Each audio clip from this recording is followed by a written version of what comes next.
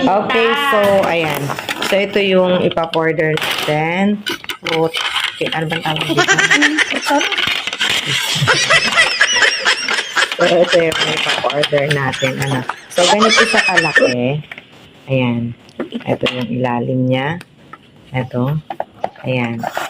Then, titikman natin siya kung ano ang lasa bago tayo magpa-order.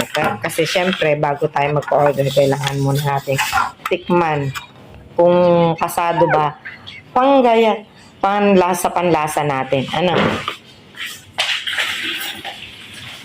Okay. So, kaya eto na guys. Tikman na natin. So, kunin ko yung ring nasa dulo. Ang dami! Ayan. Akan to. Ano na nagalit? Tanggalin ako chilyo. Kung sabi pa hiwa. Ari na nga, oo. Kita mo na, di ba? May ginagamit na ako. So, ito siya, guys. Yan. Nalimutan ko ang tawag. Ako si Glenda, ilagay nyo na sa comment section ang inyong sagot para malaman natin. Okay. Alam niyo ba, So, sa mga gusto,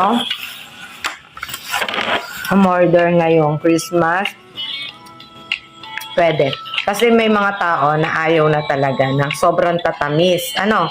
Sobrang tatamis kaya hindi na umorder ng ibang mga cake na masasarap talaga.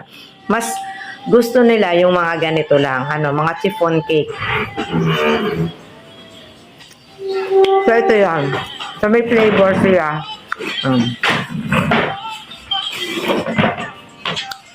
Pwede na to.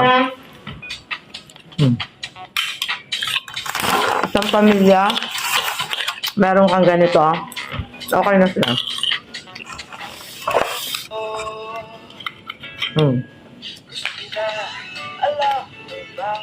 Kaya order na kayo guys.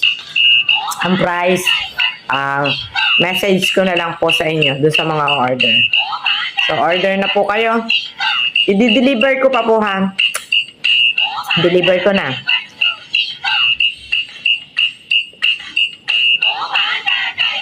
Basta dito lang sa Sariaya, ha?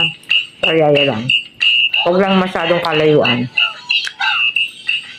Pag masyadong malayo, meet up na lang. Ito po yan.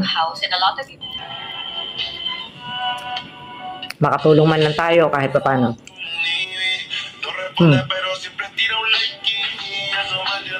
Yan.